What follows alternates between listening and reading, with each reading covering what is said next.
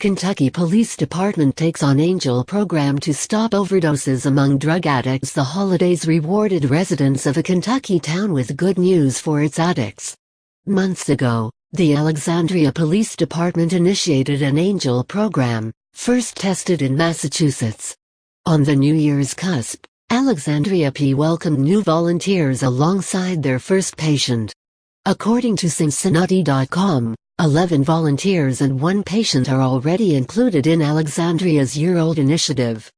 Before you think that's slow progress, consider similar trends occurred when Gloucester PD first piloted the program. Most addicts, especially those on the street, just don't trust police. Trust is instead a resource earned, not provided unconditionally. I truly believe that integrating social work and police work as 2 separate disciplines, says Chief Michael Ward, working together under the same roof is our key to community success. Alexandria Addiction Community Training and Support Addicts initiatives, launched by Ward, helped establish a program. Each department nationwide utilizes slightly differing variations of the Angel program. Generally speaking, it gives addicts the opportunity to seek help through police. Users may surrender to drug treatment at any station, and even turn in their stash. No possession charges are issued, and the individual doesn't even sit in a cell. Instead, they're quickly paired with an Angel volunteer, who guides them through rehab. A wake of gratitude, including other pluses, follows the program wherever it's implemented. It's not, however, intended to make police soft on crime. Addicts will continue to face charges for theft, assault, or other such offenses. Alexandria PD made this clear from the beginning, as have other departments. When Gloucester piloted the program, street arrests for possession continued. Angel programs join a momentum which has already swept the nation over. America's drug war, though still very much active, is breaking. Cannabis legalization efforts have helped this along, but don't hold sole credit.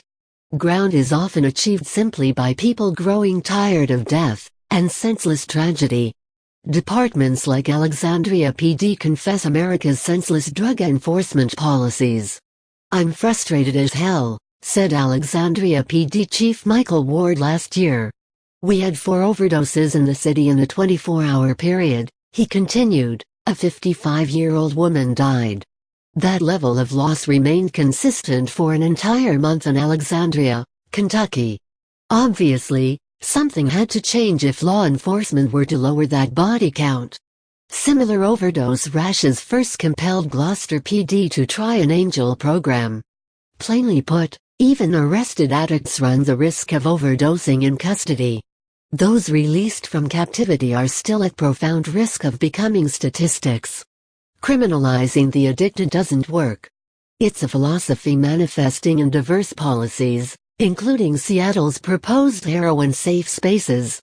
Other departments are getting even more creative, and moving on to mental illness training. Incidents like Milwaukee's Dr. Hamilton and others are beginning to catalyze retraining efforts. When ideas are lacking, American law enforcement looks to foreign colleagues for advice. This openness to change, however, is not echoed unanimously throughout the police community. Many resist reforms, ignore public demand, and continue decades-old policy. For example, Wisconsin's Wauwatosa PD was sent an article written by a local freelancer via social media. It detailed the staggering body count of Milwaukee's underreported opioid crisis. An analysis released by the city's alderman stated overdoses now outnumber car accidents. All corners of Milwaukee, including the suburb of Wauwatosa, are affected by this epidemic. All citizens, of every ethnic background regardless of age group, are affected. The grim specter of overdose is increasingly introducing itself to Milwaukee's youth. Wauwatosa PD itself, or at least its Special Operations Group (SOG), has cataloged growing crack and heroin captures. Yields increase every year, assuming the public records are released on time. The article sent to WPD suggested the small department pilot an Angel program-like initiative. It seemed like a good candidate for several reasons.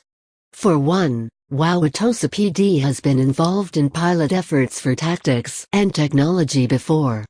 Secondly, the department recently boasted a program where people can turn in prescription drugs on its Facebook page.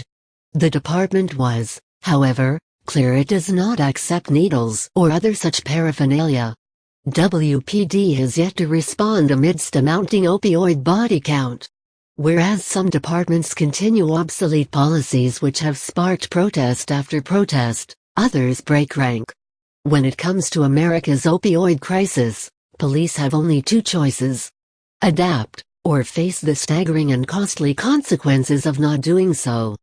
Choosing the latter may save pride, or even budget, but is it worth it?